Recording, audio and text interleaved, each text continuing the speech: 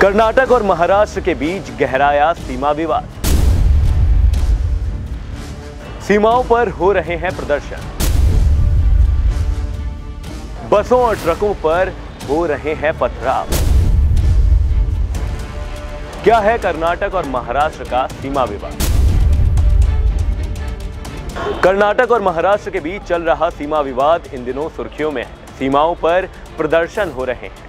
बीते दिनों बस व ट्रकों पर पथराव जैसी उग्रता भी नजर आई।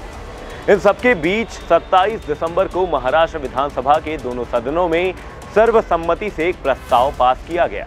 इस प्रस्ताव में विवाद के समाधान के लिए कानूनी लड़ाई लड़ने का समर्थन किया गया।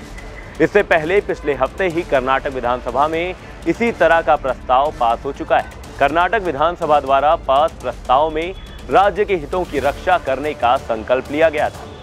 सर्वसम्मति से पारित किए गए प्रस्ताव में महाराष्ट्र द्वारा निर्मित सीमा विवाद की यहां निंदा की गई थी। यह सीमा विवाद कर्नाटक के बेलागवी यानी कि आज के बेलगाम, उत्तर कन्नड़ा, बीदर और गुलबर्गा जिले के 814 गांवों से जुड़ी हुई है। इन गांवों में मराठी भाषी परिवार रहते हैं। 1956 के राज्य पुनर्गठन अधिनियम के तहत जब राज्यों की सीमा का निर्धारण हुआ तो ये गांव उस वक्त के मैसूर यानी आज के कर्नाटक राज्य का हिस्सा बन गए थे।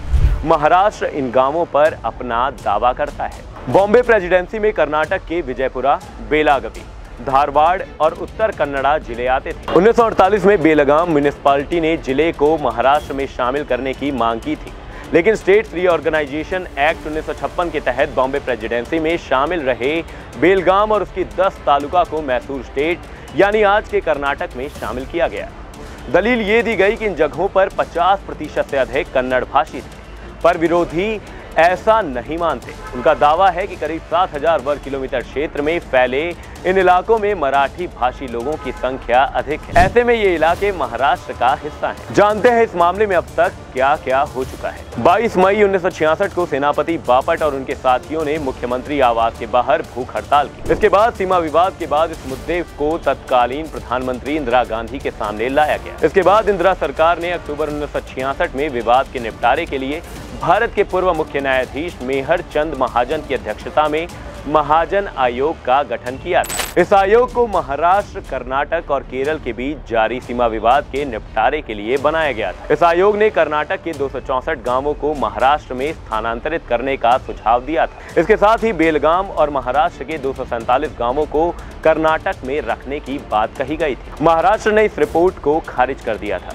2004 में महाराष्ट्र सरकार सुप्रीम कोर्ट चली गई। महाजन आयोग की रिपोर्ट पर कर्नाटक का क्या रुख है? कर्नाटक विधानसभा ने पिछले हफ्ते पेश प्रस्ताव में कहा कि जब भाषाई आधार पर राज्यों का गठन किया गया था तो उसी दिन सीमाएं भी निर्धारित कर दी गई थी। जहां तक कर्नाटक का सवाल है, महाराष्ट्र के साथ उसका कोई सीमा विवाद नहीं है और जस्टिस महाजन समिति की सिफारिशें आखिरी हैं। अभी ये मामला सुर्खियों में क्यों बना हुआ है, ये एक बड़ा सवाल है।